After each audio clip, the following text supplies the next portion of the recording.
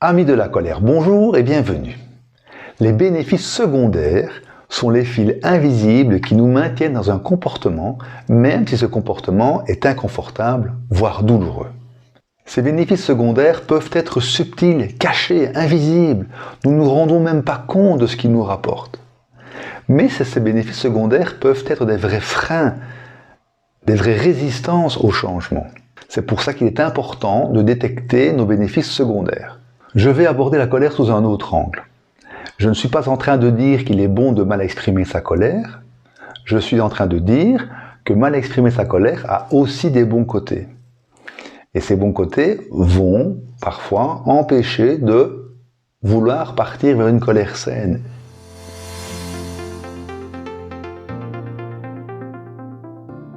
Les bénéfices secondaires d'une colère refoulée, c'est que nous sommes appréciés.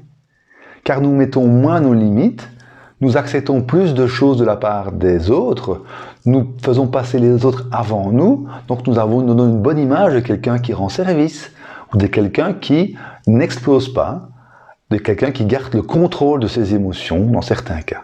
Les bénéfices d'une colère explosive, vous montrez vos limites. Vous dites aux autres ce que vous acceptez, ce que vous n'acceptez pas. Un autre point positif, c'est que vous extériorisez votre colère. Vous ne la gardez pas enfouie en vous, vous ne dépensez pas une énergie pour contrôler cette émotion. Exprimer sa colère autrement peut engendrer de perdre ses bénéfices secondaires.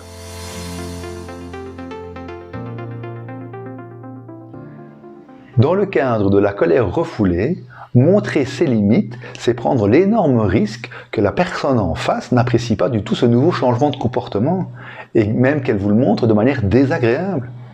Commencer à dire non au lieu de vous sacrifier comme auparavant va générer une frustration chez l'autre, qui va sans doute pas accepter ce nouveau changement sans se débattre, sans lutter. Dans le cadre de la colère explosive, ne plus montrer sa colère, c'est prendre le risque peut-être de se montrer faible ou malléable, de ne plus avoir ce qu'on obtenait via la colère explosive.